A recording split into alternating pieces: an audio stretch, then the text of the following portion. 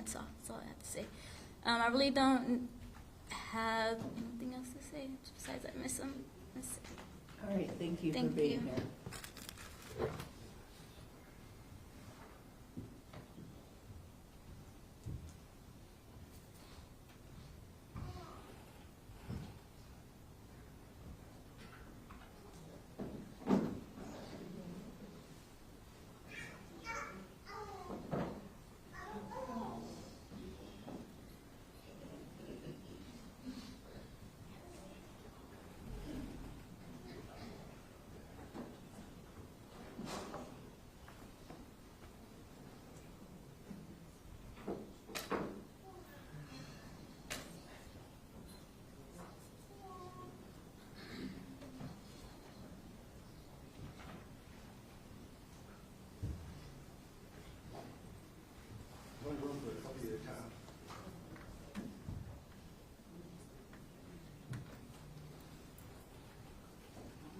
Is everybody together? My mother? Yes, my mother. Mom? Okay, sure. Everybody. No problem. Your Honor, these are next of kin of Ronald Felton.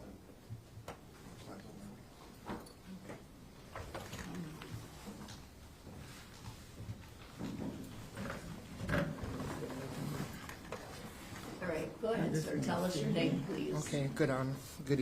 Good morning. Kind of nervous a little bit.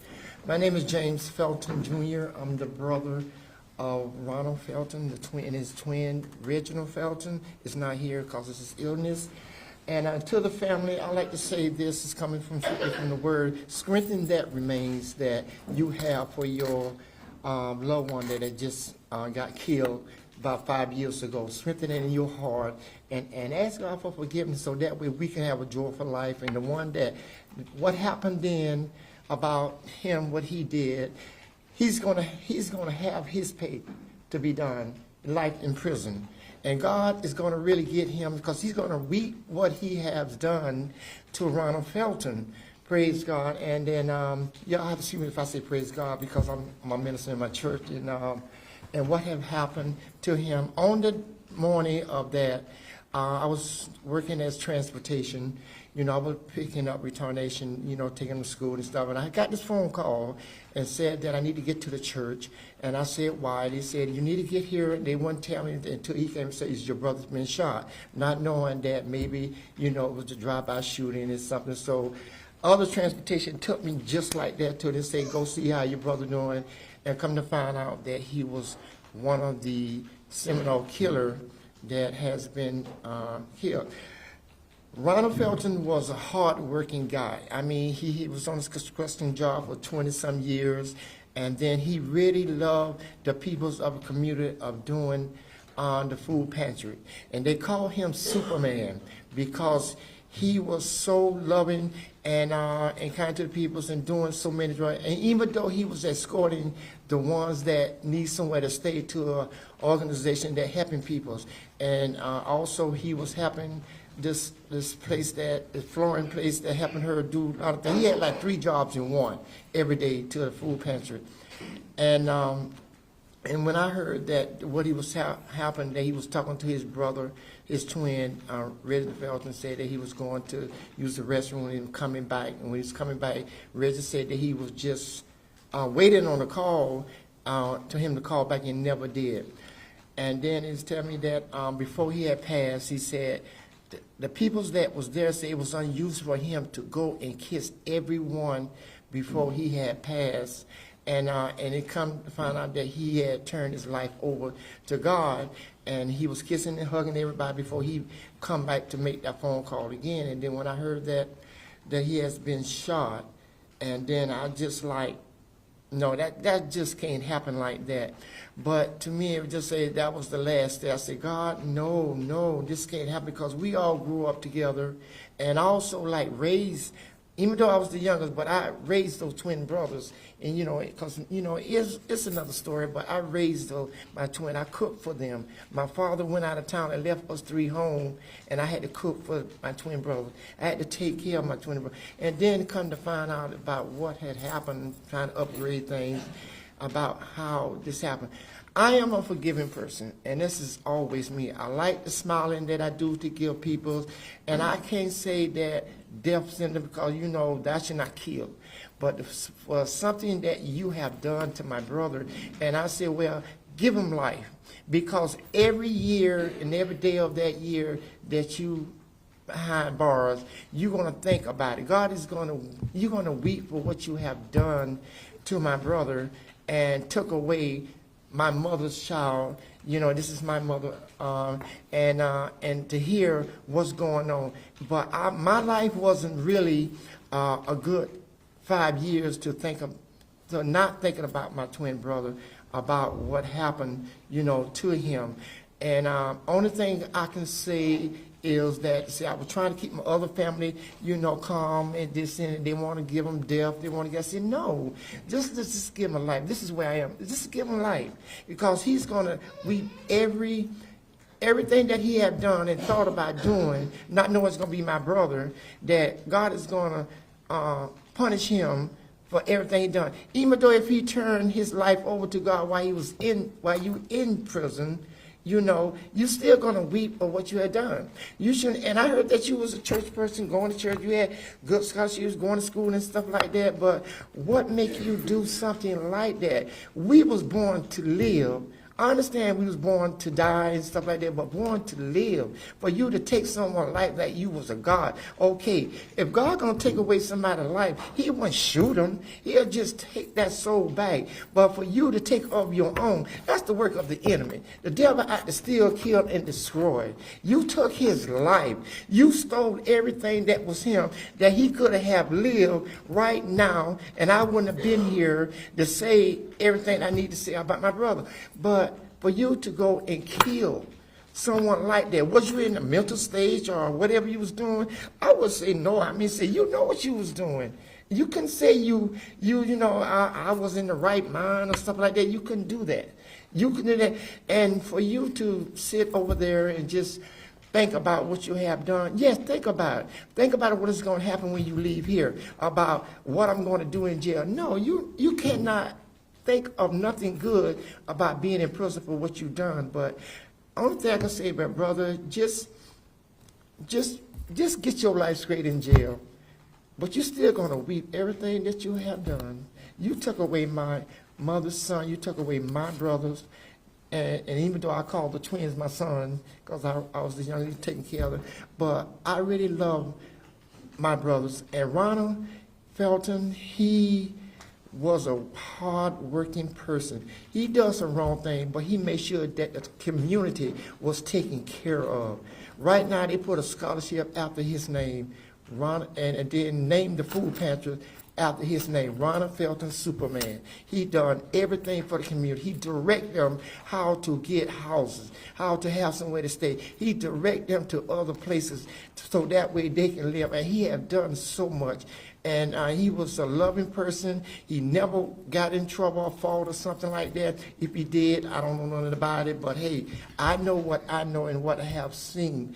And for my brother to really be on the ground and get those bullets all in his, whatever you had shot him, and it was told that you got over him, you know, and then talking. And this is what the witness was saying, but I just like, why? And for me to take that WHY bite, which I am, you know what you was doing, don't know why, but hey, you're going to weep everything that you have done. I only can say kind words. I just can't say something that already been said like that, because God is going to take care of that. And for me to say, something that remains in your heart, in your mind, and you tell God really from your heart, yes, I did it, and forgive me.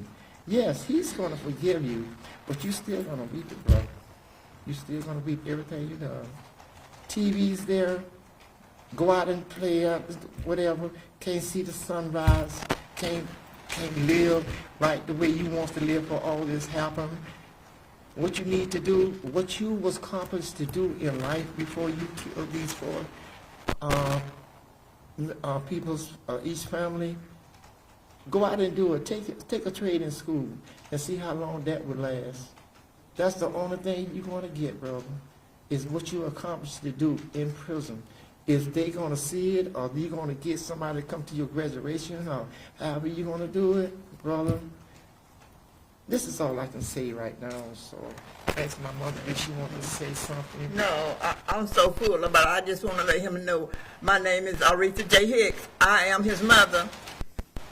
Your mother and father can come see him, but I can't visit my son. He can't visit me. I am so full. What I want to say, I cannot say it. If they do, they'll put me under the jailhouse. And then for the family, you all continue to strengthen the remains that you have in your heart. Us four family that we are here together, we all should get together and embrace one another and just love one another. No matter what color cream you are, let's get together. Let's have a reunion. Let's celebrate this time that what he has done. But this is the day that we should celebrate. Even though if there's somebody killed his life, let's still celebrate. Let's get together and say, my name is this, my name is this, and that way we can strengthen our heart. Even though we can't forget what he had done, even though we won't forget the loved one that he had taken, but hey, let's strengthen us. Let's strengthen us. And maybe I'll probably do some sign language or something like that. I just wanted to really see how everybody is on this side of the family. Strengthen that remains. That's all I have to say. Thank you.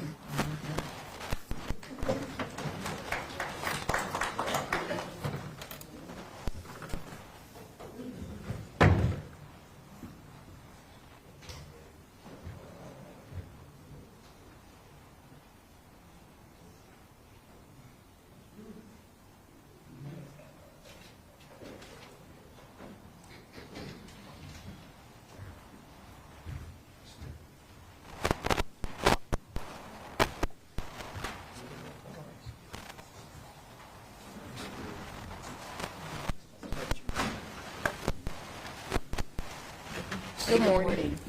Let's please tell us your name. My name is Darlene Roberts, and I'm the sister of Ronald. And I just want to say to Mr. Donaldson, may God bless you and keep you. I have forgiven you. It's really hard to say, but you took a life that you didn't give. And the Bible said that we should forgive. And I had to really come to forgiveness for you, because when you kill someone, you are a murderer. I mean a capital M murderer. Not just one time, but 4 times. And I forgive you. I just want to say I forgive you. I can't really say what I want to say at this moment, but I'll send you a Christmas card, a birthday card, anniversary card, whatever I need to send, because I want you to remember us. Remember what you did to us. You will always be in our mind, because you have murdered not just my brother, not just Mr. Anthony's. Calm down. Okay. I'm calm down. Go ahead. I'm done. I'm done. I'm done.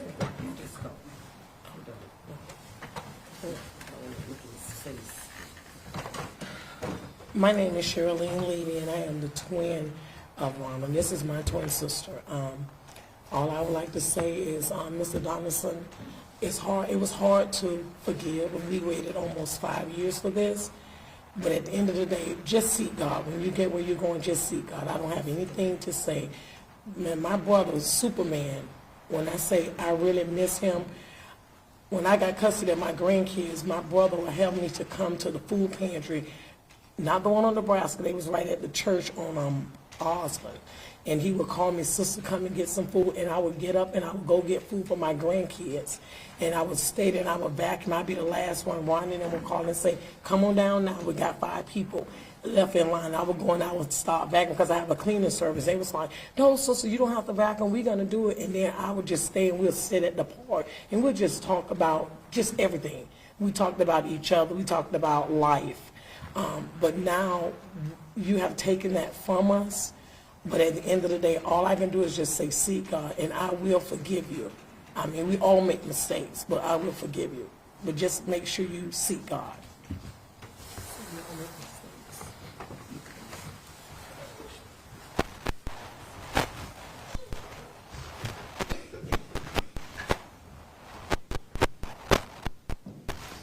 So Herman, anyone else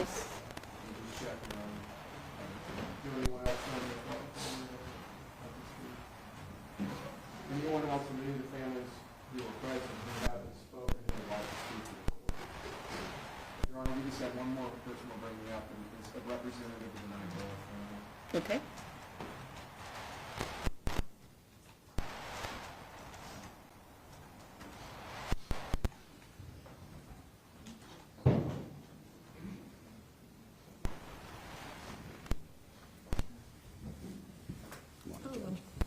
You may recognize Chief Brian Dugan. If you could, Chief, just advise the court as to the absence of the Naiboa family. Any reason why? Good morning, Brian Dugan. Anthony Naiboa, his father Casimir is not here today. He's not here on purpose. He couldn't come today. The way I met Mr. Naiboa was, if you heard the story, Anthony missed the bus that night. And his mother was supposed to take the bus home with him, and she couldn't make it. And so he missed the bus. And he had to walk up 15th Street. And he was shot and killed. And the way I met Casimir Naiboa, his father, he showed up that night because his son hadn't got home. And we had to send him back. The next morning at daylight, as I was out there by myself, I met Casimir Naiboa, where you murdered him. Introduced myself to him, and he asked me to show him where his son was murdered. And we do our best to clean up crime scenes. But I stood there and said, your son was laying here just hours earlier, and I showed him the blood-stained sand of where his son lied.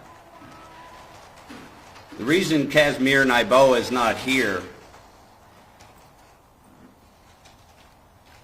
I texted him yesterday and said, I will speak on your behalf, and I will let everyone know that you do not agree with this plea. And the reason he is not here, because he said to me, how do you expect me to be in the same room with the person who killed my son and destroyed my family? And I can't argue with a grieving father.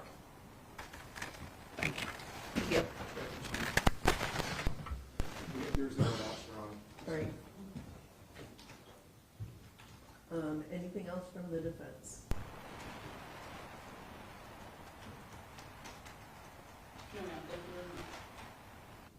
All right, anything else from the state? No,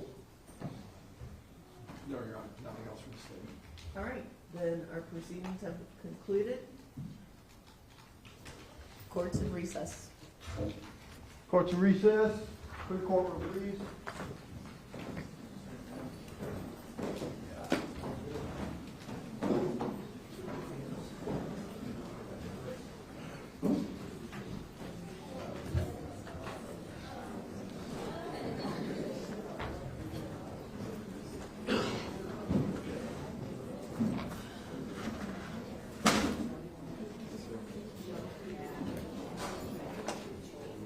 Everyone exit the courtroom, please, and thank you.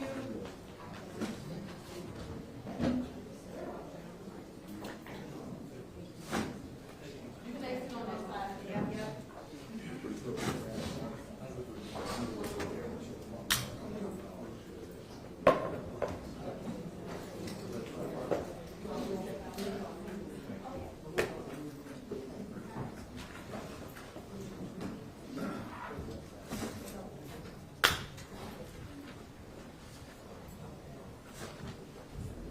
Have a good day, Judge.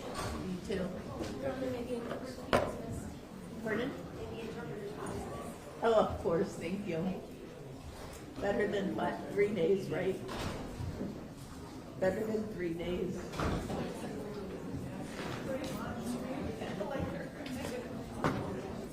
Thank you for your services.